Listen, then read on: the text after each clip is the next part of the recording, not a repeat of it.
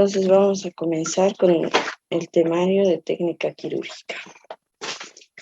Este va a ser el primer tema, preliminares quirúrgicos. La cirugía. La cirugía va a ser la rama de la medicina que tiene por objeto curar las enfermedades o accidentes por medio de intervenciones manuales o instrumentales. Bien, entonces, dentro de todo lo que es el área de la medicina hay dos áreas muy importantes. Se dividen la parte de la cirugía y la parte de la medicina interna o la medicina clínica. Entonces, dentro de lo que es la cirugía misma, es la que, como dice acá, va a tratar de curar las enfermedades por medio de intervenciones manuales o instrumentales. Todo procedimiento de cirugía, desde una biopsia de diagnóstico hasta una extirpación de un uñero y peor, una cirugía neurovascular o una cirugía más compleja, cualquier sea el tipo de cirugía, puede traer complicaciones, ¿ok? Siempre. No existe cirugía que no tenga posibles complicaciones. Esto es algo que tanto ustedes como los pacientes deben de tener claro, ¿bien? Uno diría capaz una extirpación de un uñero va a ser algo muy sencillo y no tiene complicaciones, pero sí tiene, ¿ok? Eso no significa que las complicaciones siempre se lleven a cabo, o sea, se efectúen. Lo que les trato de decir es que cualquier cirugía, así sea una biopsia, tiene opción a complicarse. ¿Ok? Hay la probabilidad de que se pueda complicar. Así sea una cirugía muy simple o mucho peor si es que son cirugías complejas. Para evitar ese tipo de complicaciones es lo que la cirugía se divide en subespecialidades. Primeramente, la especialidad es cirugía, ¿no es cierto? Y las subespecialidades que existen son cirugía de tórax, cirugía cardíaca, neurocirugía, y todo esto se ha ido dividiendo justamente para tomar mayor responsabilidad y conocimiento de estas complicaciones de las cirugías para que obviamente puedan existir menos, ¿bien? Hoy en día, incluso, si hablamos de cirugía de tórax y cirugía cardíaca, existen aún mucho más subespecializaciones. Por ejemplo, existe la cirugía de tórax mínimamente invasiva. ¿Ok? La cirugía de tórax común es aquella que hace, qué sé yo, extirpaciones de lóbulos pulmonares, drenajes de derrame pleural, ese tipo de cirugías, que generalmente para realizar estos procedimientos necesita hacer heridas grandes, con una longitud de, a ver, más o menos 10 centímetros para sacar un lóbulo a nivel de las costillas en la parte dorsal. Son heridas grandes, generalmente las que utiliza la cirugía de tórax. En cambio, la cirugía de tórax mínimamente invasiva, su objetivo es que las heridas sean mucho más pequeñas. Obviamente en el tórax no se va a poder hacer las cirugías laparoscópicas, porque ¿qué hacemos en el abdomen? ¿No es cierto? Que también son mínimamente invasivas. Pero en el tórax no se puede hacer eso, ¿por qué? Porque no podemos insuflar. Todo el área que ocupa el tórax está lleno de órganos, pulmones, glándulas, los grandes vasos como la aorta, las cavas del corazón. Entonces, por eso es que no se puede realizar lo que es la cirugía laparoscópica.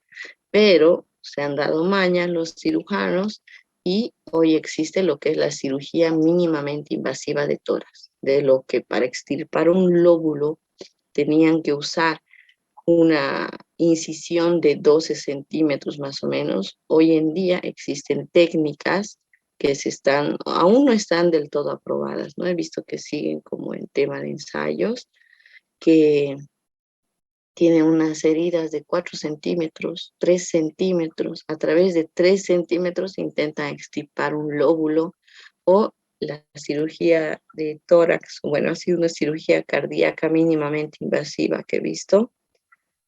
La verdad, muy diferente todos los procedimientos.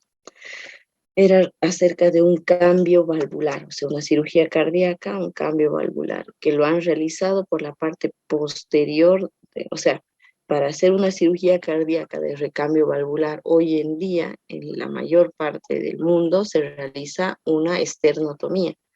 Abren el esternón totalmente, desde arriba hasta la última parte del esternón, y de esa manera van a abrir el tórax por la parte de adelante. Obviamente para esto se necesita una gran incisión, más de 12 centímetros quizás, para tener acceso al corazón. Y luego obviamente abren el pericardio, la pleura y lo que tengan que abrir. En cambio, en la cirugía mínimamente invasiva y en esta cirugía que vi, han hecho un abordaje posterior, o sea, por la región dorsal, a nivel más o menos de la T11, entre las costillas, y han hecho una incisión de 5 centímetros y por ahí han hecho este recambio valvular. Es lo que se está intentando hacer, ¿no? Para tratar de hacer las incisiones mucho más pequeñas. Y obviamente este paciente va a tener mucho menos tiempo de recuperación como para que vuelva a sus funciones normales. Bien. Entonces la medicina, tanto en el área clínica como en el área quirúrgica, cada vez va evolucionando y cada vez tratan de ser mucho más mínimamente invasivos en todo lo que se realiza. Ya se van a ir dando cuenta. Si hablamos del cirujano, el cirujano va a ser aquella persona que ejerce la cirugía. Es el que ejercita el arte de curar enfermedades por medio de intervenciones manuales o quirúrgicas. El cirujano va a ser el responsable de la cirugía. Por tanto, debe tener conocimiento de la anatomía, anatomía patológica y de las especialidades. ¿A qué se refiere esto? Cuando estamos dentro del quirófano, el que tiene derecho de decidir cuándo comienza la cirugía, cuándo termina, a cuánto se va a poner el aire acondicionado, a qué número se va a poner el electrocauterio, cuál va a ser el siguiente procedimiento que se va a hacer, qué tipo de hilo se va a utilizar para cerrar al paciente, qué tipo de técnica van a utilizar para sacar la vesícula, porque hay muchos, y así. Entonces, cuando estamos dentro de un quirófano, una cirugía, es como que el cirujano fuera el mandamás.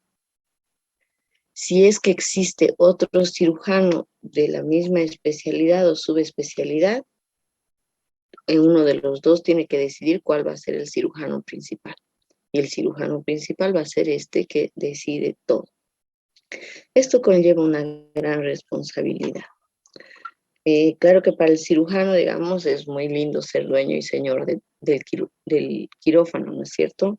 Pero asimismo, en el momento en que ocurren las complicaciones, el cirujano asimismo se debe hacer cargo de todo lo que está pasando.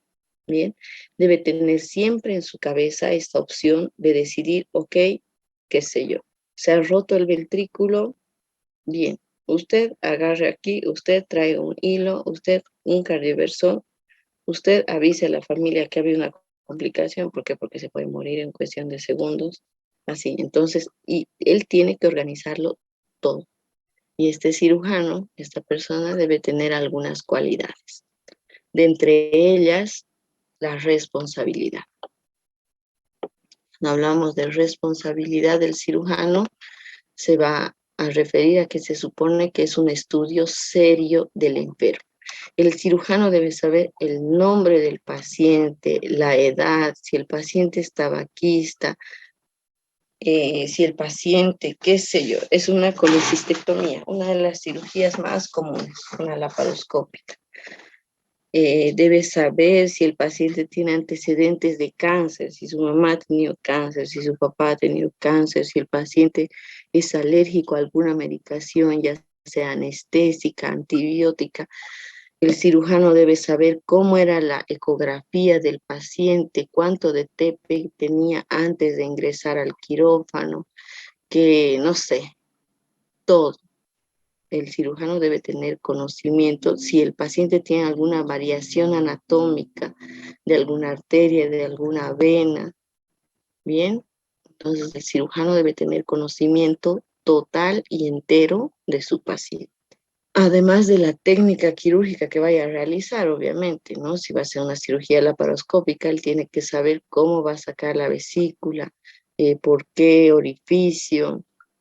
En el caso que se presente una complicación, que digamos haya un desgarro de la arteria cística y comience a sangrar, él debe saber qué opciones tiene, así, ¿bien?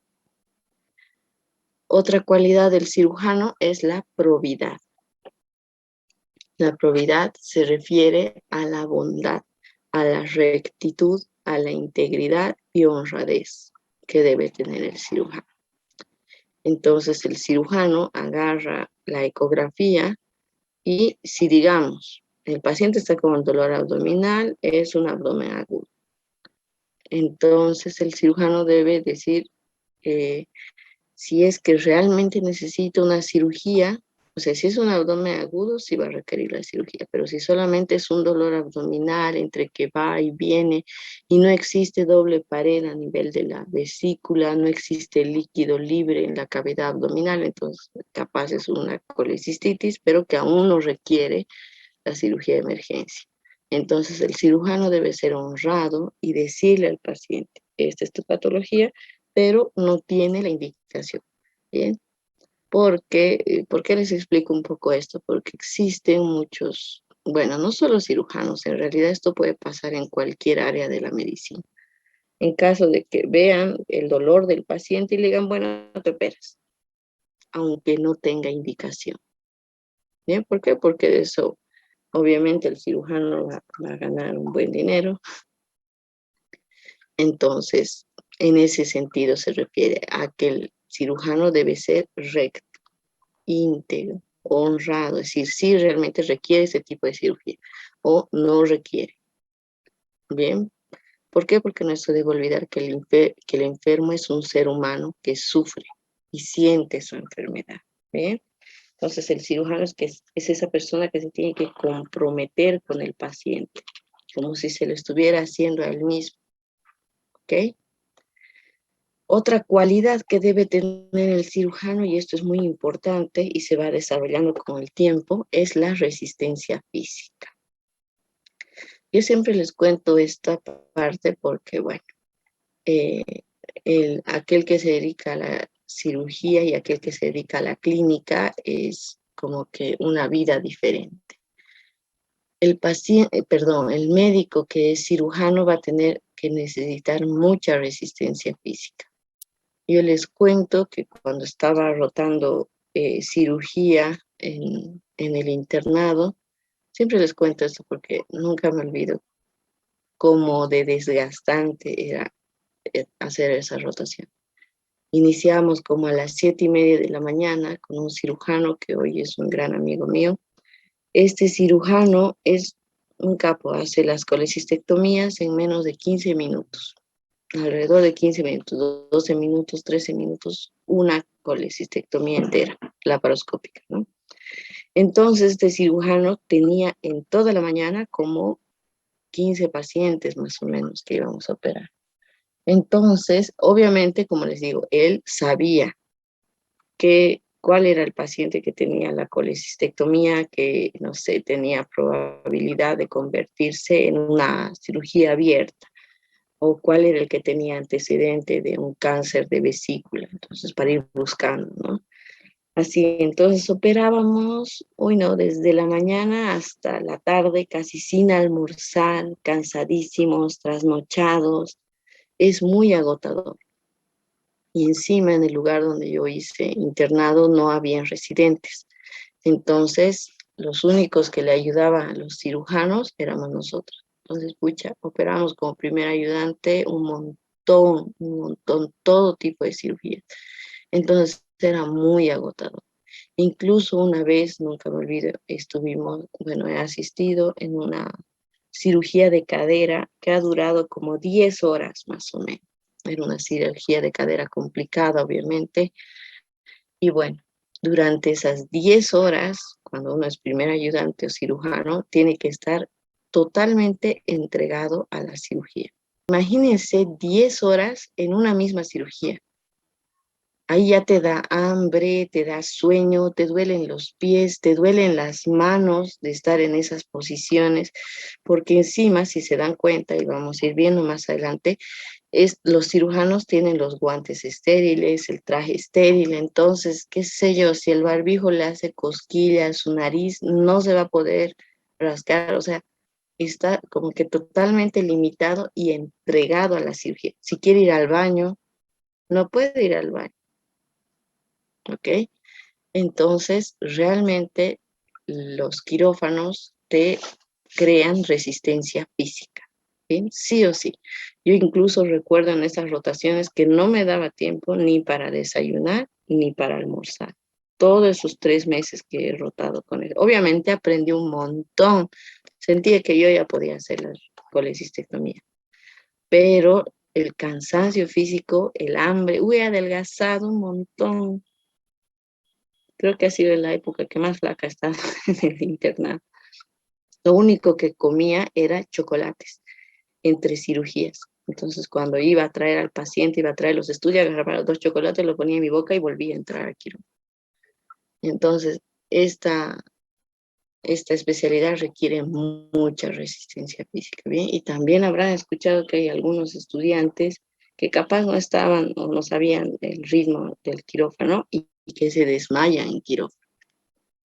Hay más de una historia de mis compañeros mismos que así han perdido el conocimiento, se han mareado, obviamente por debilidad, falta de alimento, qué sé yo, todo, sueño, que han desmayado en quirófano. ¿Ya? Entonces, el cirujano obviamente es una persona entrenada, tiene que tener mucha resistencia física y aparte, como dice su compañera, estar lúcido durante todo ese tiempo, totalmente responsable de la cirugía.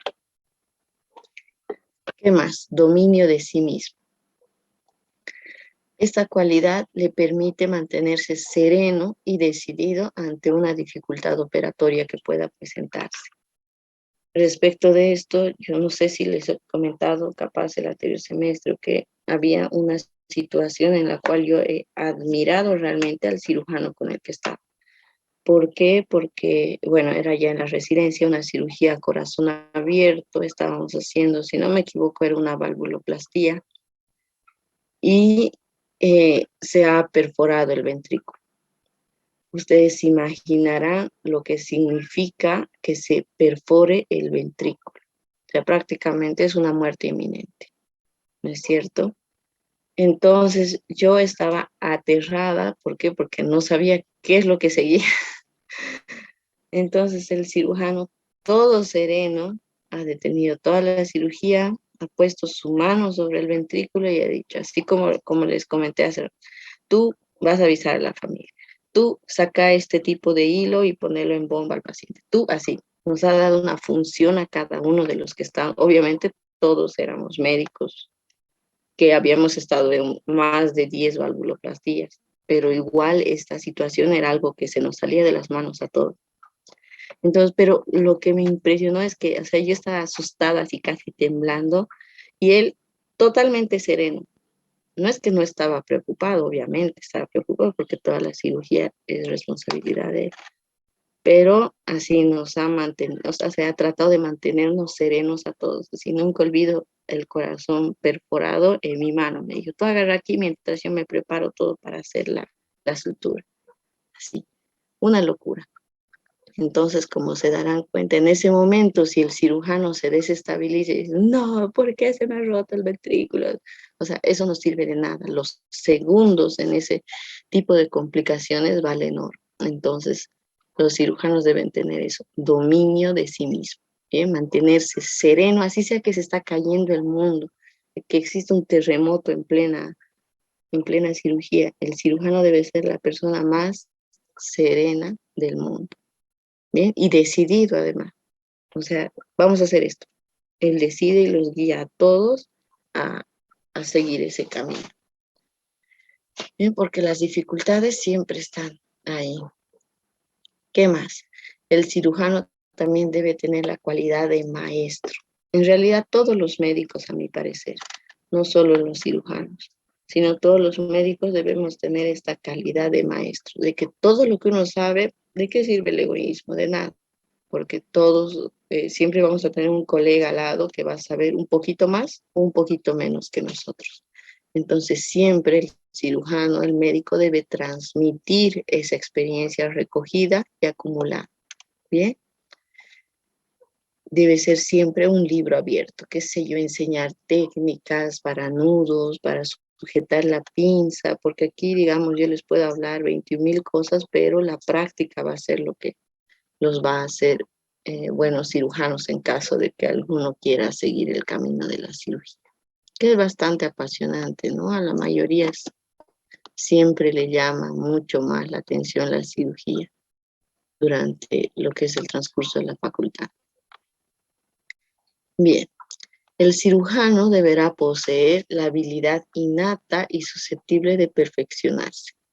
O sea, debe tener esa capacidad manual. Bien, hay algunos cirujanos que pueden hacer suturas de cierre sin ver y hacen cirugías, o sea, suturas casi perfectas, digamos. Bien, obviamente todo eso es cuestión de tiempo, que adquieran esa habilidad es cuestión de tiempo. Si hoy en día a mí me dicen, vení, vas a hacer esta cirugía y vas a cerrar, de cerrar puedo cerrar, pero obviamente va a ser bien lentito porque voy a tener que recordar, porque no es parte de lo que hago hoy en día, ¿no? Bien. Además debe tener profundo conocimiento de toda la patología. Además de unida a su capacidad y rápido juicio,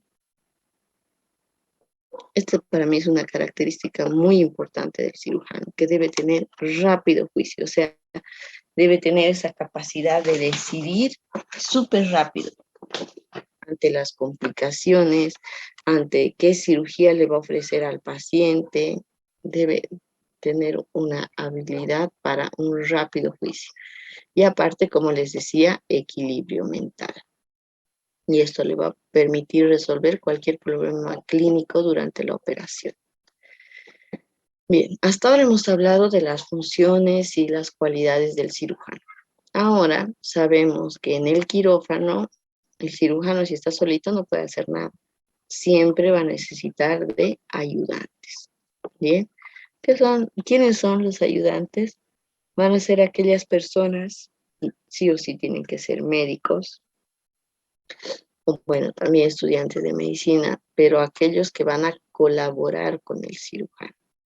Bien, quienes como este tienen la obligación de conocer el diagnóstico del paciente, la preparación del enfermo. Por ejemplo, si hay un paciente, otra vez, una colecistectomía laparoscópica, y el paciente está anémico, ¿ok? Entonces, los ayudantes y el cirujano deben saber cuántas unidades de glóbulos rojos ha necesitado el paciente antes de la cirugía. ¿Cuándo ha sido la última vez que el paciente ha comido? ¿Por qué? Porque tiene que entrar en ayunas, ¿no es cierto? ¿Y qué es lo que ha comido?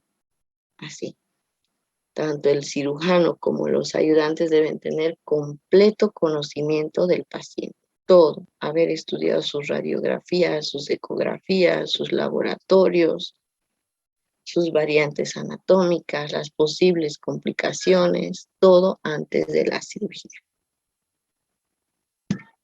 Y obviamente los ayudantes también deben estar informados del tipo de cirugía que va a realizar el cirujano.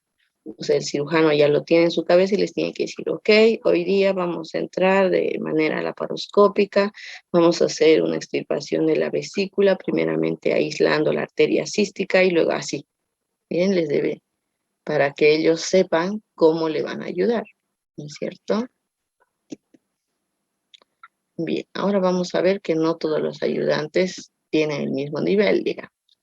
En la cirugía siempre hay así como escalones, en cada quirófano como por niveles. Dentro de los ayudantes existe lo que es el primer ayudante, el segundo ayudante, tercer ayudante y hasta un cuarto o quinto ayudante, dependiendo la cirugía que se vaya a realizar.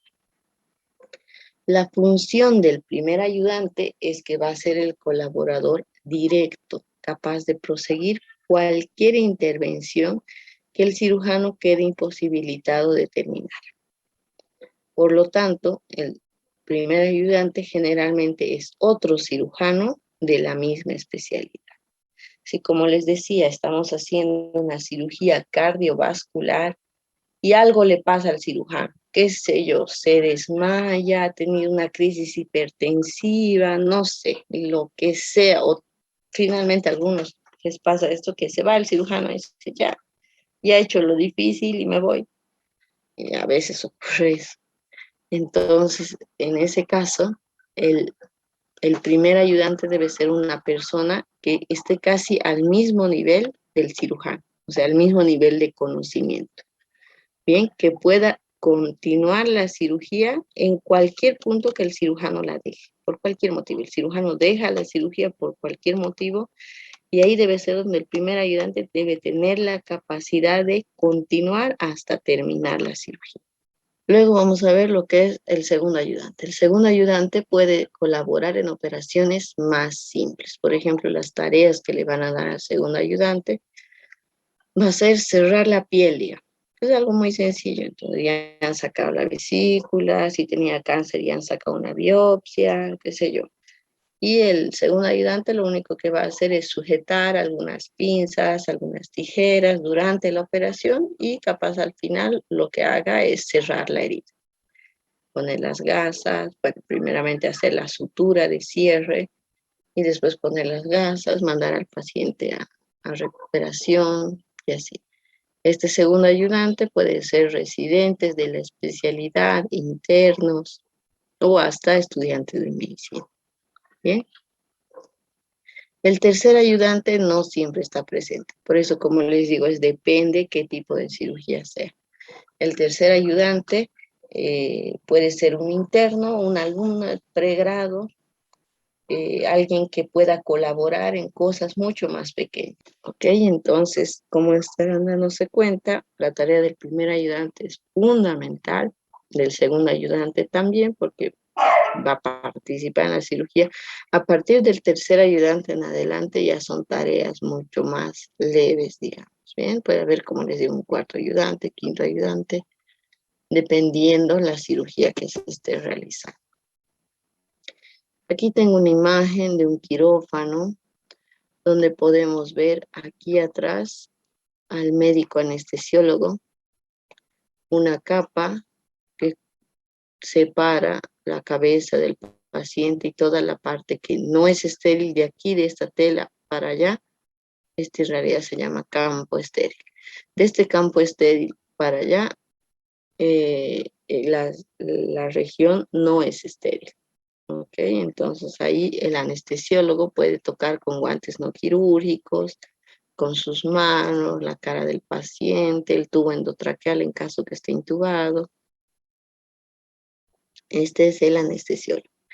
El cirujano generalmente va a estar al lado derecho del paciente. Bien, entonces tendríamos que esta es la cirujana. A su frente va a estar el primer ayudante. De esa manera es que ustedes al mirar un quirófano van a poder reconocer quién es primer ayudante. Siempre el primer ayudante va a estar enfrente del cirujano. Bien. Aquí lo que tenemos es una segunda ayudante que como que va a colaborar llevando cosas, pasándole el electrobisturí, qué sé yo, agarrando alguna parte quirúrgica, así sus tareas, como se dan cuenta, ya son más sencillas. En cambio, los que están en el campo quirúrgico mismo van a ser el primer ayudante y el cirujano. Después tenemos a la instrumentista, que va a ser una enfermera que va a administrar todo el instrumental quirúrgico. Bien, ella tiene que tener aquí a mano todo lo que se va a necesitar para una cirugía. Incluso las instrumentistas a veces se caracterizan por asistir a cierto tipo de cirugías. Por ejemplo, hay instrumentistas que asisten a cirugías oculares, que todos los instrumentos son diferentes. Otros instrumentistas que asisten a cirugías traumatológicas, donde todos los instrumentos son diferentes. Bien, para una colecistectomía laparoscópica, igual, necesita instrumentos muy diferentes. Todas estas personas que están, este es el campo quirúrgico, el lugar donde se va a realizar la cirugía. Todas estas personas que están en contacto directo con el campo quirúrgico deben ser estériles. ¿Por qué? Porque ya van a mandar los instrumentos al campo quirúrgico y por lo tanto todo debe ser estéril, esta región de acá. Y aparte de estas personas que les he mencionado, vamos a tener una persona que no está estéril. Esta persona de aquí atrás.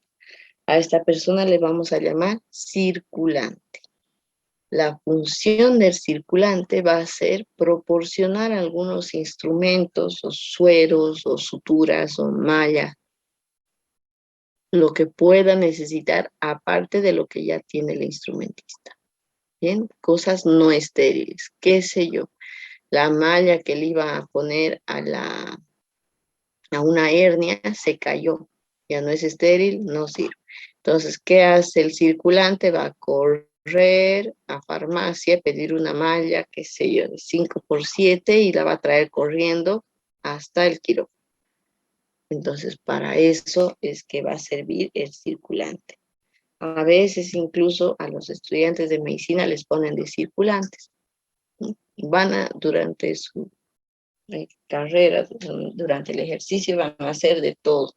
De circulantes, de instrumentistas, de primer ayudantes, de segundo ayudantes y, si algunos lo prefieren, de cirujanos. Bien, entonces esas son las funciones más o menos de las personas que deberían estar en quirófano. Después también una de las funciones de circulante es en el caso de que se esté cayendo el lente del cirujano y obviamente el cirujano no puede tocarlo con sus manos, el circulante le va a acomodar los lentes, les va a dar un paño para que puedan secarse en caso que transpiren, va a acomodar la luz a la preferencia del cirujano, el aire acondicionado, qué sé yo, todas cosas externas, pero que también son muy importantes durante el quirófano. Bien, esas son más o menos las funciones de las personas en el quirófano. Aquí vamos a seguir hablando un poquito de lo que es la instrumentista. La instrumentista es una enfermera, una licenciada en enfermería especializada en el instrumental quirúrgico y la técnica para seguir al cirujano en todos los distintos tiempos de la cirugía. La misión de la instrumentista es preparar la mesa con instrumentos y materiales quirúrgicos. Como les dije, depende cuál sea la cirugía que se va a llevar a cabo, qué instrumentos se va a necesitar. Bien, entonces la instrumentista debe saber qué pinza le gusta al cirujano, con cuál abre, con cuál cierra, qué hilo usa, cuánto de hilo usa, cuántas gasas usa, y así, cuántas gasas le ha pasado al cirujano. La instrumentista debe tener total conocimiento de eso. ¿Qué más? Además debe seguir atentamente el acto quirúrgico. La instrumentista debe estar inmiscuida en lo que es la cirugía, ¿bien? Porque si, digamos, está sacando la vesícula, la enfermera instrumentista ya le tiene que pasar cuál va a ser la bolsa quirúrgica donde va a poner. El cirujano está haciendo un procedimiento y ella ya se tiene que adelantar. Bien, entonces por eso es que la instrumentista debe ser esta persona que está en total conexión con el cirujano. Además, su trabajo también es interpretar al cirujano en sus movimientos y hasta en sus gestos. Bien, se van a dar cuenta en las cirugías que vayan a asistir que el cirujano y la instrumentista son así como grandes amigos de toda la vida. ¿Por qué? Porque cada cirujano va a elegir a su instrumentista, generalmente.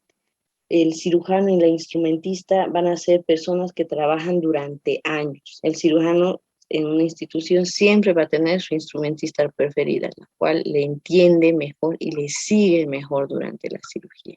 La instrumentista generalmente es una enfermera, o sea, es el trabajo de una enfermera licenciada especializada, pero va a haber en algunos momentos en que no van a tener una enfermera instrumentista.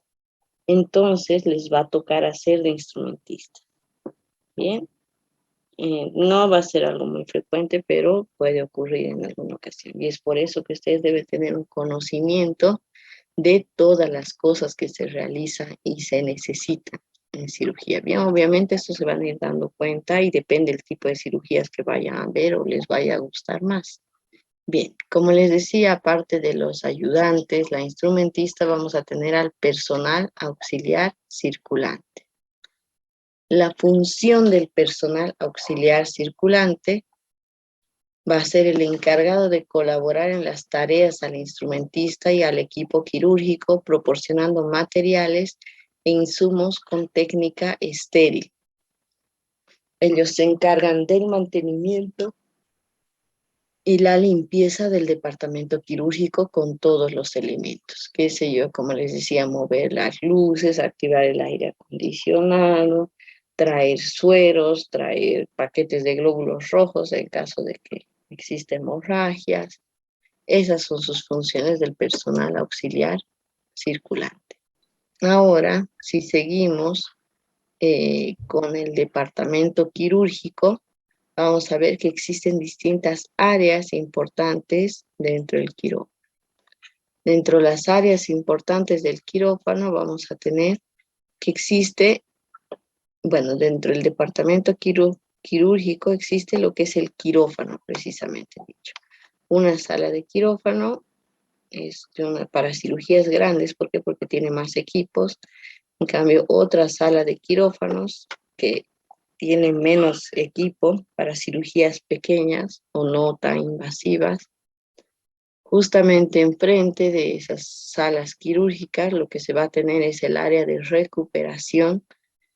En el área de recuperación, esta función del área de recuperación es que el paciente va a despertar de la cirugía, se va a ver si se lo va a extubar al paciente, si está despierto, los signos vitales, que orine, que mueva las extremidades. Todo este tipo de cosas se van a resolver en el área de recuperación. Bien.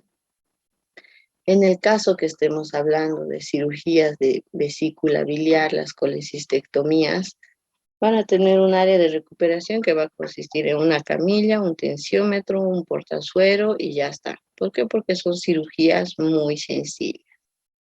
En el caso de que sea un quirófano donde se realice neurocirugías o cirugías cardíacas, la sala de recuperación es un área enorme.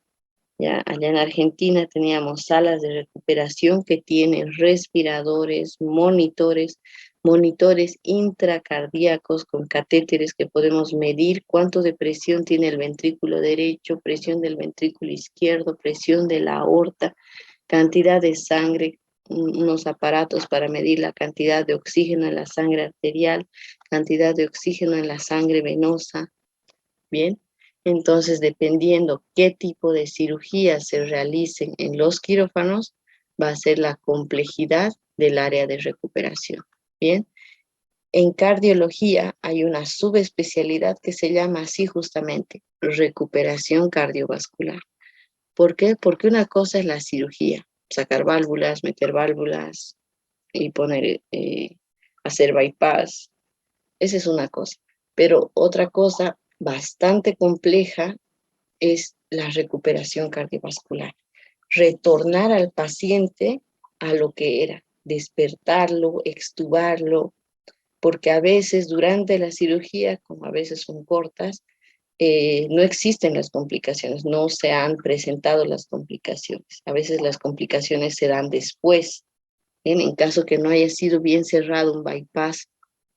Entonces va a coleccionar sangre en el espacio pericárdico, entonces eso no lo van a ver en la cirugía, se va a ver en el postoperatorio, en la parte de recuperación. Entonces, si existe un derrame pericárdico, hemático, con coágulos, pérdida de sangre, podemos comenzar a usar inotrópicos, noradrenalina, dobutamina.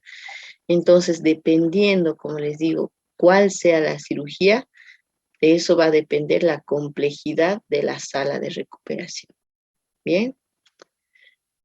Pero sí o sí debe tener una sala de recuperación, cualquier quirófano.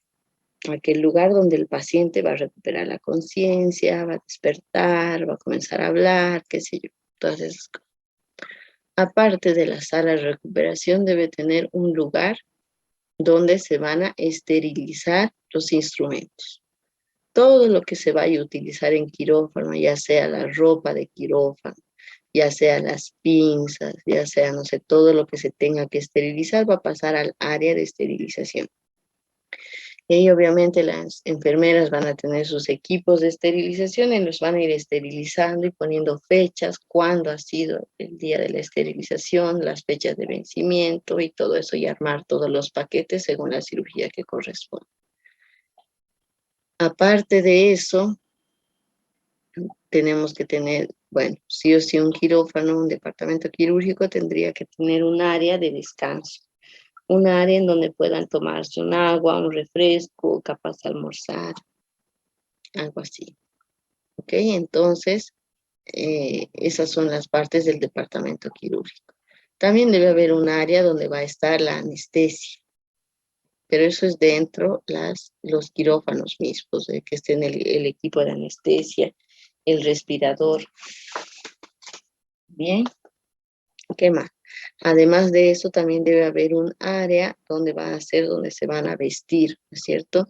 ¿Por qué? Porque el cirujano va a llegar desde la calle con una ropa y se tiene que poner sí o sí la ropa del departamento y encima las batas y todo lo que es los implementos estériles para iniciar la cirugía.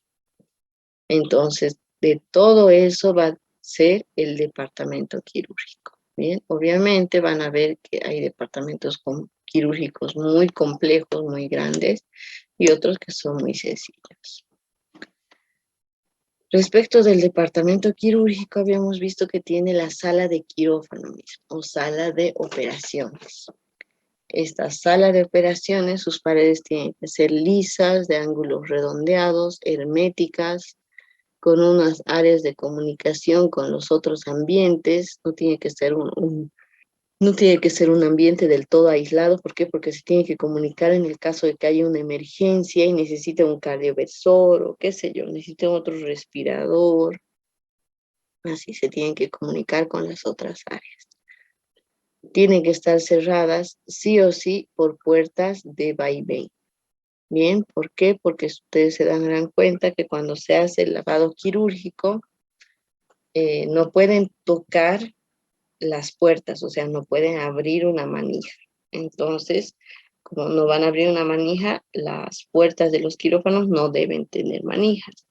Deben ser puertas de vaivén, que no necesiten agarrar para entrar. Simplemente con la espalda abren la puerta y luego se cierran automáticamente. Bien, esto es algo muy importante, que existen todos los quirófanos de todo el mundo, las puertas de vaivén, con movimiento silencioso.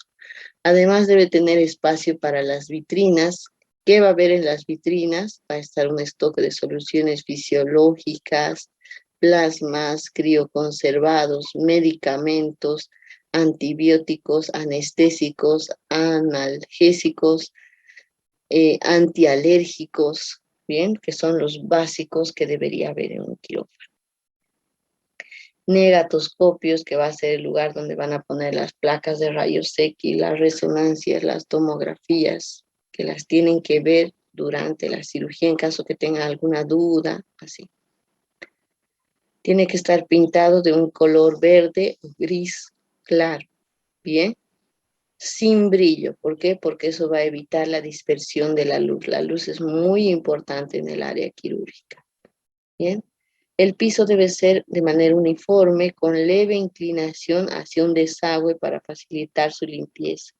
¿Por qué? Porque después de cada cirugía van a tener que hacer una limpieza total de las paredes, las ventanas, las luces, los negatoscopios. Todo debe ser nuevamente desinfectado. antes de cada cirugía. Respecto de la iluminación del quirófano, en lo posible es mejor que el quirófano tenga una iluminación natural. Obviamente hoy en día eso ya no se da. ¿Por qué? Porque se necesita mucho una luz fría y halógena, con mucha potencia, así como están viendo acá. Son como aros de luz, pero enormes, que todos deben ser concentrados en el campo quirúrgico y a preferencia del cirujano. Para que la iluminación no caiga a causa de un defecto en la energía, es recomendable que el hospital cuente con un generador de energía de emergencia. Y no solo para la luz, sino en el caso de las colecistectomías laparoscópicas, sí o sí necesita una cámara, ¿no es cierto? Una pantalla. Entonces eso funciona con luz. Entonces por eso es que el quirófano sí o sí debe tener un generador de energía de emergencia. Además, para el respirador, igual el respirador necesita energía. Las bombas de infusión también necesitan energía. ¿Bien? ¿Qué más? La aireación. El aire debe ser mantenido a una temperatura adecuada para evitar los estados supuestos de enfriamiento, transpiración.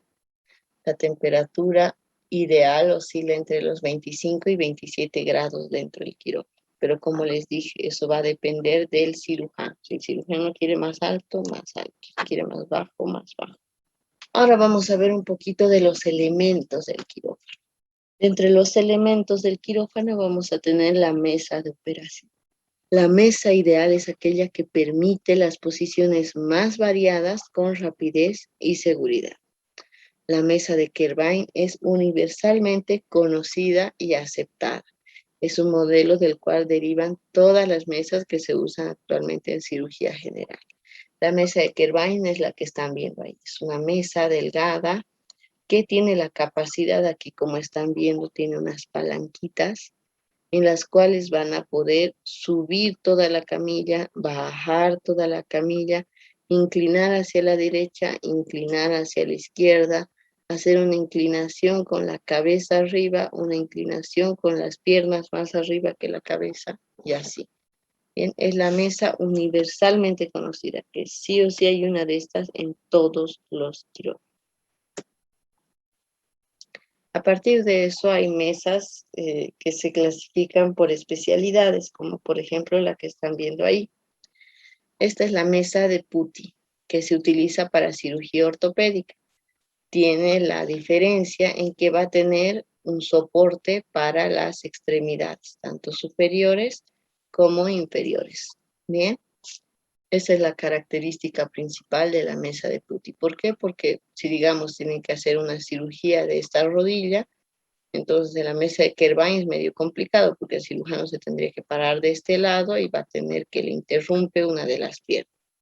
Entonces para evitar esto existe esta mesa donde el cirujano se va a posicionar aquí en el caso de una cirugía de rodilla izquierda y el primer ayudante se va a posicionar de este lado.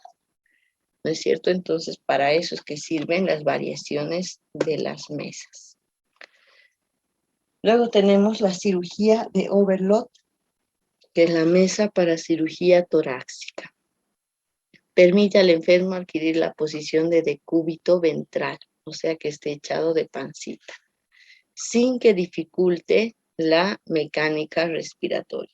Esta mesa aquí no se ve, pero generalmente debería tener un agujerito acá en la parte de la cabeza, bien, para que el paciente durante la cirugía pueda respirar.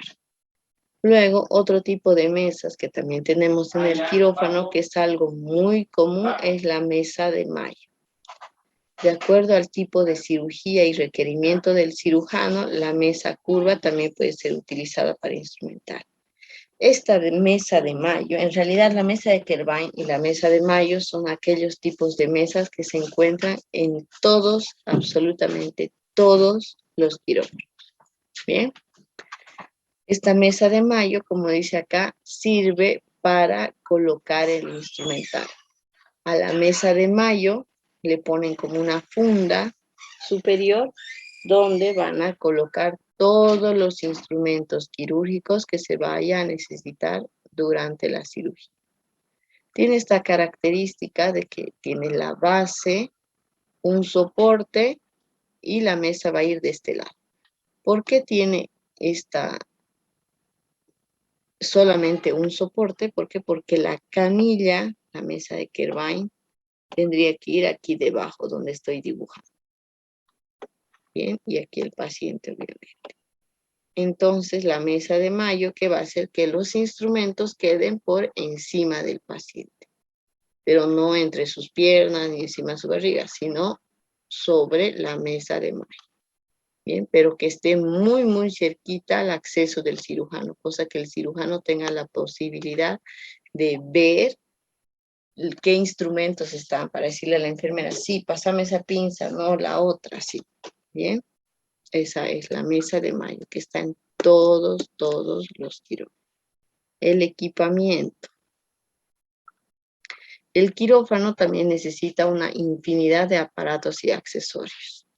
Generalmente los quirófanos van a tener un diseño en el cual vienen con un sistema central de vacío para el aspirado, un sistema para el oxígeno y para así evitar el uso de tanques de oxígeno en el quirófano. Acá están viendo una imagen de un quirófano vacío. Estas puertas, digamos que se les dice, estos sistemas de central al vacío nos va a servir para la aspiración. Es justamente este que están viendo aquí. Están insertados hacia la pared por medio de tuberías que van a producir un aire al vacío, o sea, como una aspiración. Uno de ellos va a ser para aspiración justamente, otro va a ser el oxígeno que va a ir conectado al respirador, que es este de aquí atrás, y otro de aire comprimido. Bien, entonces siempre tiene que tener estas tres bocas, le llaman. Aspiración, oxígeno y aire comprimido. Estos tres nos van a servir para realizar la cirugía. Y obviamente conexiones eléctricas como enchufes también. ¿Qué más tenemos en este quirófano? Una mesa de Kerbine, una sillita, el respirador, que es este que va a ser monitorizado por el anestesiólogo, un monitor, donde también va a tener las conexiones para la presión arterial, temperatura, frecuencia cardíaca, electrodos. Esta es una torre de luz para cirugías laparoscópicas. Este aparatito de aquí es un electrocauterizador, que ya vamos a ver la siguiente clase para qué sirve, a cuánto se pone, todo. Y bueno, la mesa de Mayo no se ve, debe ser que está más atrás. Los equipos de luces. Bien, y eso básicamente es una sala de quirófano. Lo que les decía, lo que tiene que tener una sala de quirófano es una máquina de anestesia y accesorios. Monitores de signos vitales, frecuencia cardíaca, presión, temperatura, un electrobisturí, que este es el equipo de electrobisturí, un aspirador o una boca para aspiración, como les decía, las vitrinas, que en este caso no se ven, que les mostraba en la imagen anterior, que son para poner los medicamentos, las soluciones, en las bocas de energía, para conectar la electricidad a todos estos aparatos, recipientes para gasas y material quirúrgico, compresas, que todo se encuentre debidamente identificado para el tratamiento de desechos también. Y bueno, eso sería todo respecto del área quirúrgica y qué instrumentos, funciones del cirujano, primer ayudante, segundo ayudante.